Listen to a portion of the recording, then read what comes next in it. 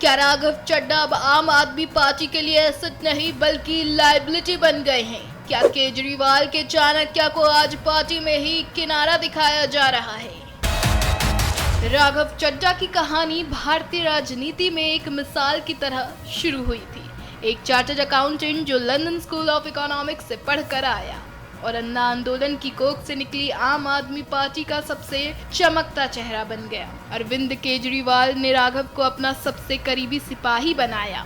वो दौर ऐसा था जब राघव की हर बात पत्थर की लकीर मानी जाती थी, चाहे वह दिल्ली का बजट ड्राफ्ट करना हो या पंजाब में घर घर जाकर संगठन खड़ा करना। राघव ही आम आदमी पार्टी के चाणक्य थे। लेकिन कहते हैं ना कि राजनीति में सूरज जितना चमकता है उसकी तपिश उतनी ही अपनों को चुभने लगती है। राघव का कद जब पार्टी से बड़ा होने लगा तो वहीं से उनके पावर छीने जाने की स्क्रिप्ट लिखी जाने लगी। परिणीति चोपड़ा से शादी के बाद जब राघव का ग्लैमर कोशेंट बढ़ा तो पार्टी के भीतर एक पुराने ख्यालात वाले गुट ने इसे मुद्दा बनाना शुरू कर दिया।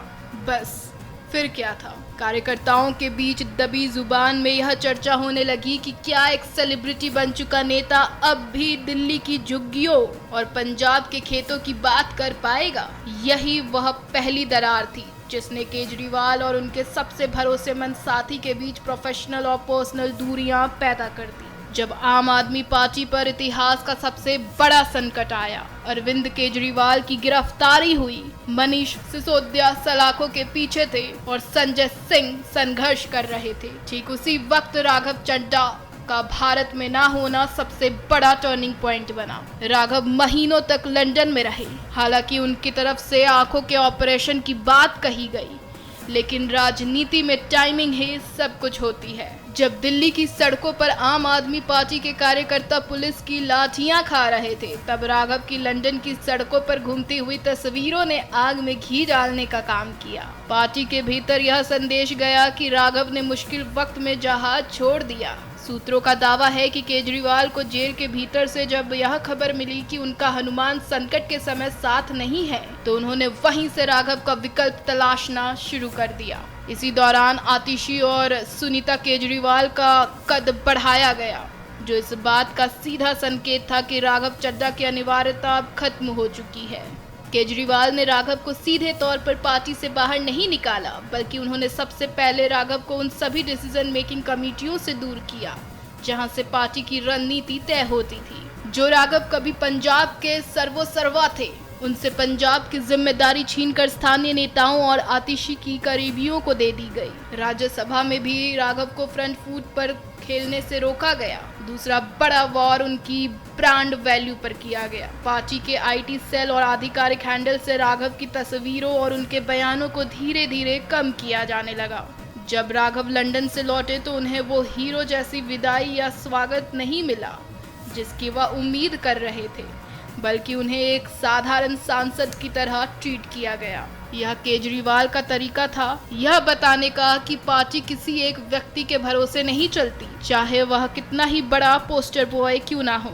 राघव चड्ढा की छुट्टी के पीछे सिर्फ केजरीवाल नहीं बल्कि पार्टी के भीतर का एक शक्तिशाली गुट भी है जिसे पुराना गार्ड कहा जाता है। यह गुट राघव की एलिट इमेज से हमेशा से चिढ़ा हुआ था। स्वाति मालीवाल विवाद के समय भी राघव की चुप्पी ने इस गुट को और भी मजबूत मौका दे दिया। जब राघव पर आरोप लगे कि वो अपनी ही महिला सहकर्मी के पक्ष में खड़े नहीं हुए तो पार्टी के भीतर उनके विरोधियों ने इसे नैतिक पतन करार दिया। आज स्थिति यह है कि राघव चड्ढा पार्टी की मीटिंग्स में बैठते तो हैं, लेकिन उनके पास अब वो वीटो पावर नहीं है जो कभी हुआ करता था। उनके समर्थकों को चुन चुन कर साइडलाइन किया जा रहा है।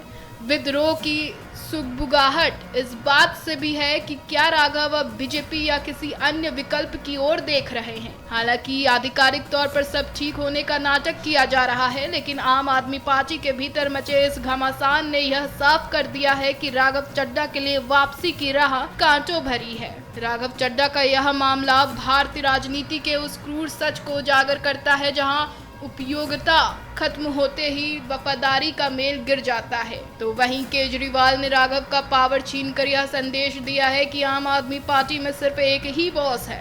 राघव आज एक ऐसे मोड़ पर खड़े हैं जहां उनके पास सिर्फ दो रास्ते हैं, या तो वो इस अपमान को सहकर पार्टी के एक मामूली सदस्य बने रहें या फिर अपनी स्वतंत्र पहचान बनाने के लिए कोई बड़ा और साहसी राजनीतिक कदम उठाएं।